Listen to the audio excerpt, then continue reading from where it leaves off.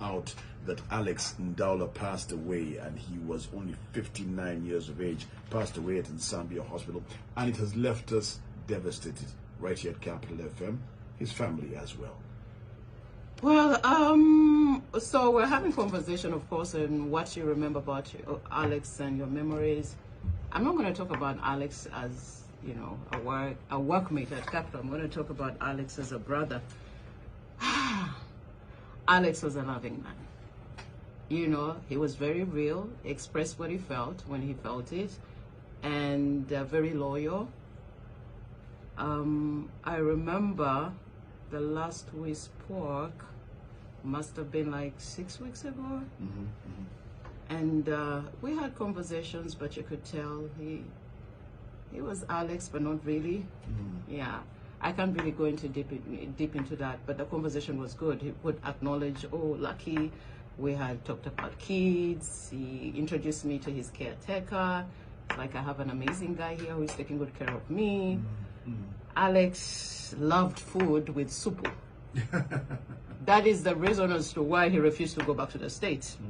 He told me, lucky, listen, Sisobola with his broken Logan. So I could die States, they have food with no soup. How can you eat that? He loved his sister Maureen. He always spoke highly of her.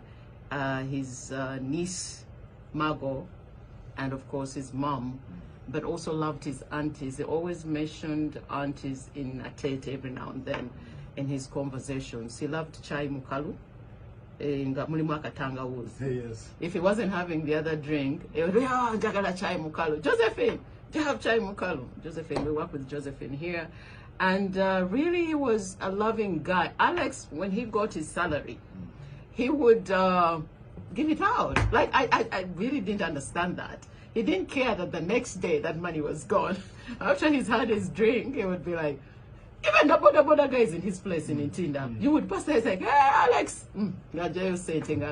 So he was very, very giving, very kind. I think this is a side to him that people didn't. He would come to me. He had Capital FM and say, do you have 2,000? I'm like, Alex, in my head, you get paid more than me, and you're asking me for 2,000. And funny enough, I would give him the 2,000 plus extra. Sometimes I put the money in my socks and say, I have nothing. you know, but he was so giving, and you're right. He was so giving and so loving. What I like, and I tell people this all the time, they tend to forget it. Give people their flowers when they can still smell them. Right. Every time we spoke, I told him how much he meant.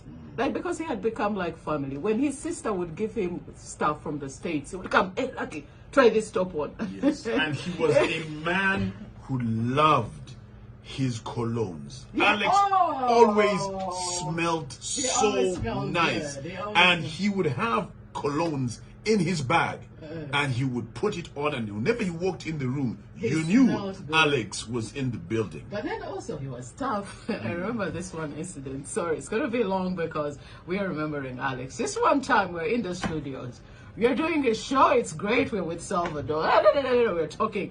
I don't know what happened, but it happened. You know, it happens to us as well. When you're doing it and you start fighting and like throwing words at each other, then he starts screaming. So we all go out with Alex out of the studio. So I go up there and they say, Lucky!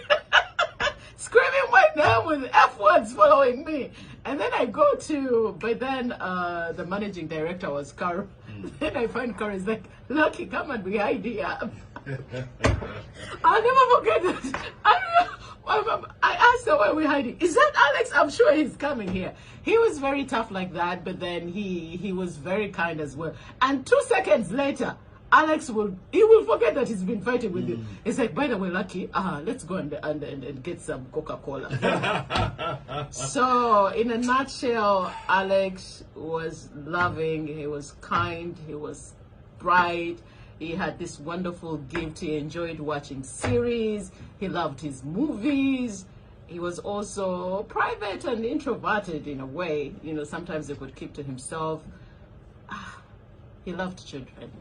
Yeah, I mean, we could go on for days and days, but this day we are dedicating to Alex Ndawula the memories, the good times, the things that he did here at Capital, how he touched you in your lives. We would like you to share. Please do, okay?